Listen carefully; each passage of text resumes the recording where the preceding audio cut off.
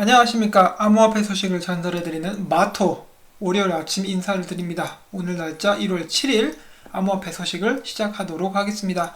첫 번째로 전달해드릴 소식, 2020년 도쿄올림픽 암호화폐 실생활 도입 전기가 될 것인가 라는 기사인데, 잠깐 살펴보면은 2020년 도쿄 하계올림픽이 암호화폐를 실생활에 사용하는 전기가 될 것이라는 전망이 나와서 눈길을 끌고 있습니다. 특히 올해 G20 회담 의장국인 일본이 암호화폐 결제 서비스를 적극 육성하는 점을 미루어 봤을 때 2020년 도쿄올림픽은 암호화폐 전초전이 될 것으로 보인다. 유럽연합도 지난해 4월 유럽 블록체인 파트너십을 설립해 시장의 안정과 향후 산업 발전을 위해 가이드라인과 규제 마련에 속도를 내고 있다.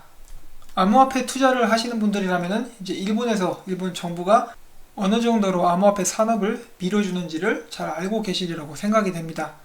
기타오 회장이 작년 서밋에서 밝힌 것은 제가 어제 잠깐 언급을 해드렸듯이 2020년까지 올림픽 전까지 실생활에 사용되는 화폐에서 40% 이상을 암호화폐로 대체를 하겠다라는 그런 목표를 가지고 있다고 합니다.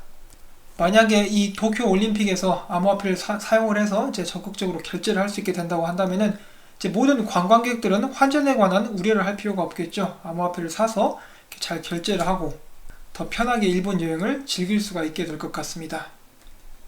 자, 그 다음에 일본 소식이 계속되고 있는데, 어제 일본 TV에서 에이다가 이렇게 소개가 되었다고 합니다. 찰스의 얼굴이 보이고 있죠.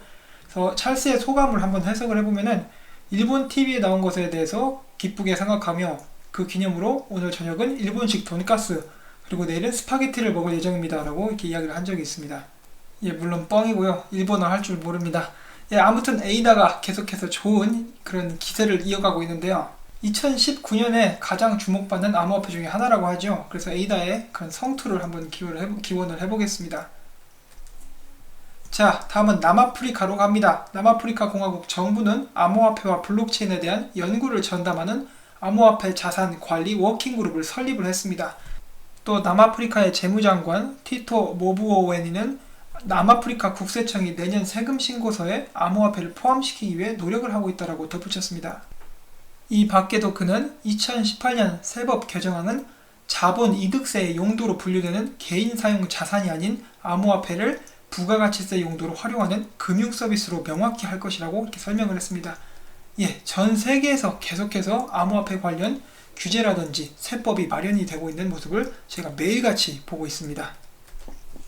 2019년 비트코인은 낙관적이다, 지루할 것이다. 그 중에 개인 투자자, 저희들이 흔히 말하는 개미들은 80% 이상이 롱 포지션을 지지한다 라고 이렇게 이야기를 했습니다. 오늘 메로나가 하나 나왔었는데 롱 포지션 잡으셨던 분들은 수익을 좀 보셨을 것 같습니다. 여러분들께 모두 축하를 드리고, 많은 사람들이 원하는 대로 반대로 가는 암호화폐 2019년 전망이 어떻게 될지 궁금합니다. 제가 얼마 전에 토큰 분류법이 미국에서 제정될 움직임을 보이고 있다고 말씀을 드렸었죠. 양 당의 하원 의원 한 명씩이 이 토큰 제정법을, 토큰 분류법을 지원을 하고 있는데요. 그 중에 한 명이 워렌 데이비슨입니다. 최근에 크립토엘이라는 암호화폐 커뮤니티에서 활동하시는 분이 워렌 데이비슨에게 물어봤습니다. 이 상황에 대해서 물어봤는데, 워렌 데이비슨이 당연히 우리는 그것을 검토하고 있고 지금 피드백을 모집을 하고 있으며 의견을 수렴한 후에 상원 의원이라든지 하원 의원들을 함께 모아가지고 동의하는 사람들을 모아서 이 법안을 소개시킬 준비를 끝내려고 한다, 이런 식으로 이야기를 했습니다. 저는 개인적으로 이 법안이 통과가 되었으면 좋겠고요. 그렇게 해서 SEC가 아닌 다른 정부 기관에서 암호화폐들을 다루게 되었으면 좋겠습니다. 그게 100% 나을 거라는 보장은 없지요. 그렇지만은 계속되고 있는 증권 논란이라든지 SEC가 그들의 힘을 너무 과시를 하려는 경향이 많기 때문에 그런 것에서 좀 벗어나서 새로운 부처에서 이런 관리를 하게 되었으면 좋겠습니다. 그 다음으로 DX 익스체인지가 개장을 앞두고 있습니다. 내일 개장할 예정인데, 여기 보시는 대로 꽤 유명한 그런 회사들의 주식을 토큰화해서 거래를 하게 될 것이라고 합니다. 그래서 기대가 많이 되고 있죠. 다시 한번 잠깐 보면은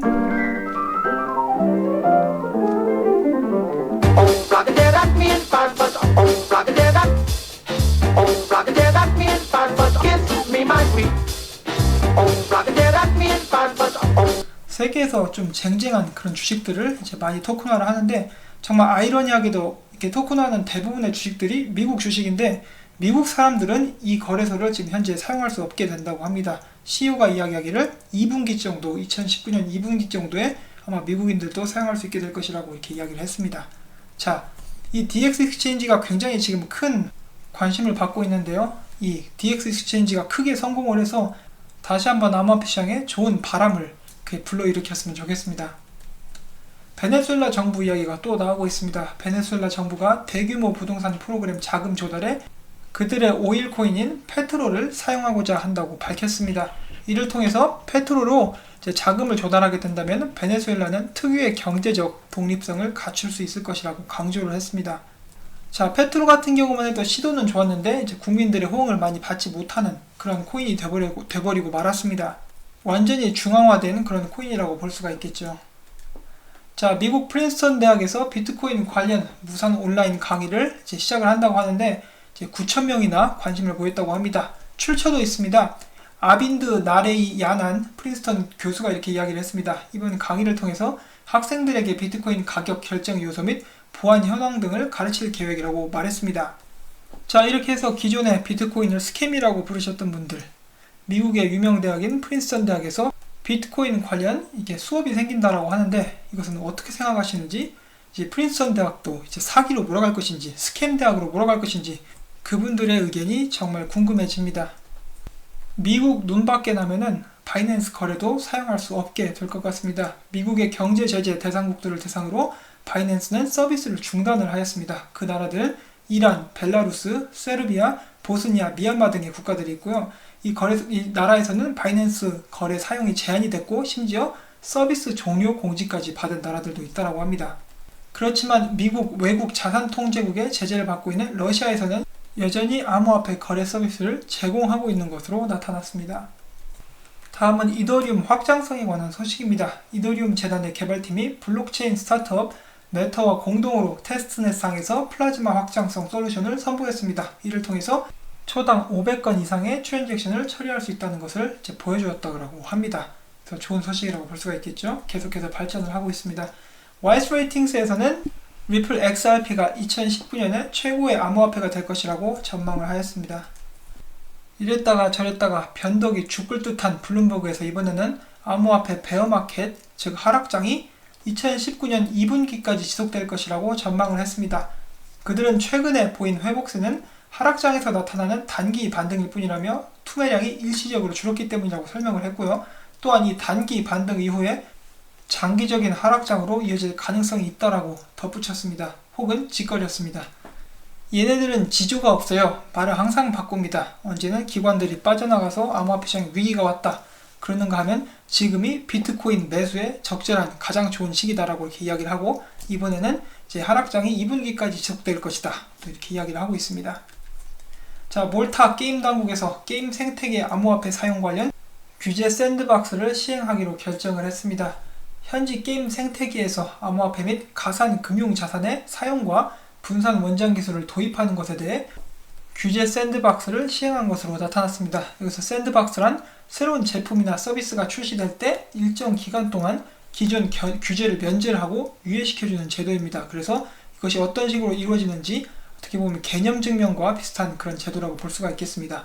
자, 그렇게 이야기를 하게 되었고, 게임 업계의 새로운 사용자들과 기존 사용자들은 DLT 분산 원장 기술 관련 자산을 이용하는 것을 허가했다라고 이렇게 밝혔습니다. 다음은 비트코인 캐시에 관한 소식인데, 비트코인 캐시 지난해 대부분의 트랜잭션 수수료가 10센트 미만이었다라고 하네요. 그래서 이것을 통해서 비트코인 캐시 옹호론자들은 비트코인 캐시 네트워크 트랜잭션 수수료가 낮은 점이 비트코인 캐시가 나중에 광범위하게 활용될 수 있는 장점 중 하나이다라고 이야기를 했습니다. 자, 미국 같은 경우는 FBI가 미어가 암호화폐 거래 혐의를 주고 비영리 교육기관 사무실 급습한 그런 사건이 있었습니다.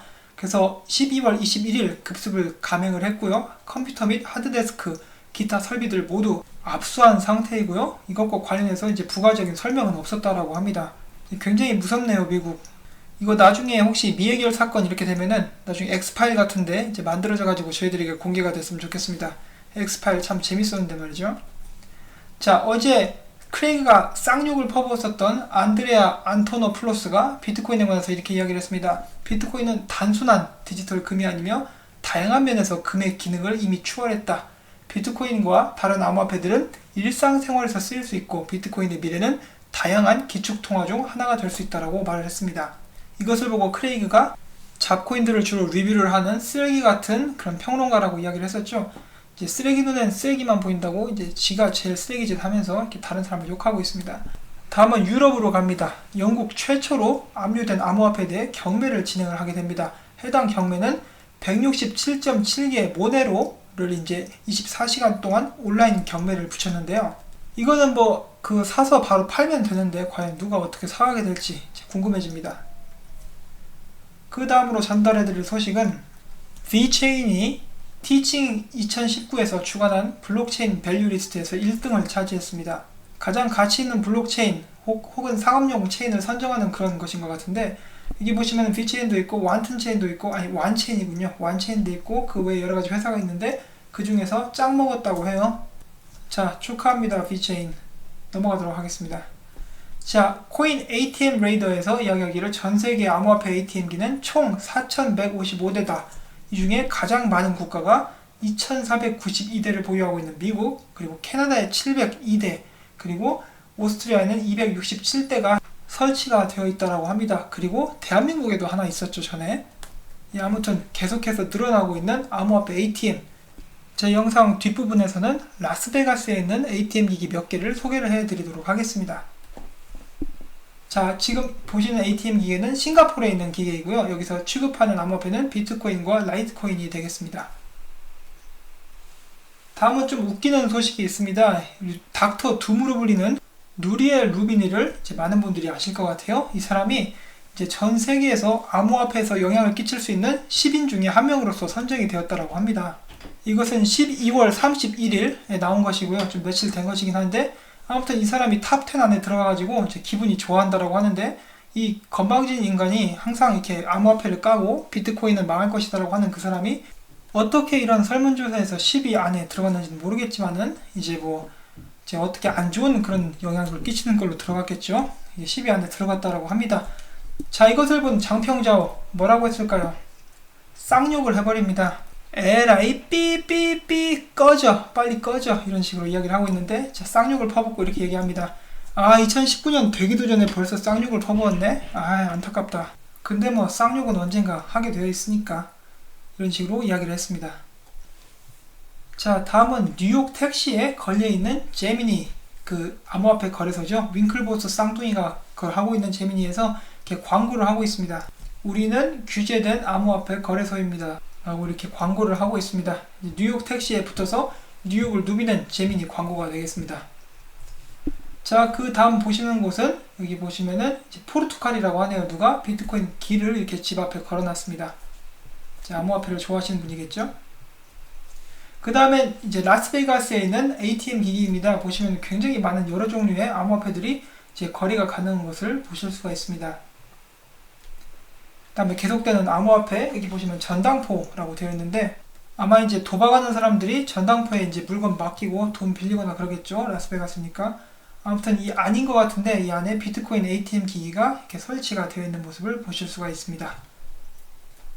자, 그리고 지금 이렇게 맛있어 보이는 이 피자는 바로 브라질 피자입니다. 이 브라질 피자 가게에서 비트코인, 나노, 이더리움, XLM, 스텔라를 통해서 계산을 지불할 수 있게 되었다고 하네요. 네, 저도 배가 고파지는데 뭐 좀 먹어야겠습니다. 여기 나와 있네요. 비트코인, 나노, 이더리움, 스텔라 나와 있습니다. 자, 그 다음에 지금 보시는 것은 이제 강아지들 장난감 있죠. 이제 물어뜯고 그런 장난감인데, 비트코인이 달려있는 강아지 장난감이 보여지고 있습니다. 비트코인 B에 이게 개 뼈 따고 이렇게 나온 거 보이시죠? 이렇게 재밌는 강아지를 위한 비트코인 장난감이 나왔습니다. 오늘도 이런저런 소식들이 많이 나왔던 하루였습니다. 제가 전달을 해드린 소식이 여러분들께 도움이 되고 암호화폐 시장이 어떻게 돌아가는지 그런 시야를 넓힐 수 있는 계기가 되었으면 좋겠습니다. 제 영상이 도움이 되신 분들은 꼭 구독과 좋아요, 그리고 부탁드리건대 광고를 한 편만이라도 처음부터 끝까지 시청해 주시기를 말씀을 드리고 싶습니다. 여러분의 한 분 한 분의 그런 수고 덕분에 이 채널이 유지가 되고 있고 제가 계속해서 열심히 일을 할 수가 있습니다. 도와주시는 한 분 한 분께 진심으로 감사를 드리면서 저는 이만 영상을 마치려고 합니다. 다음에 또 새로운 소식 가지고 여러분들을 찾아뵙도록 하겠습니다. 안녕히 계십시오.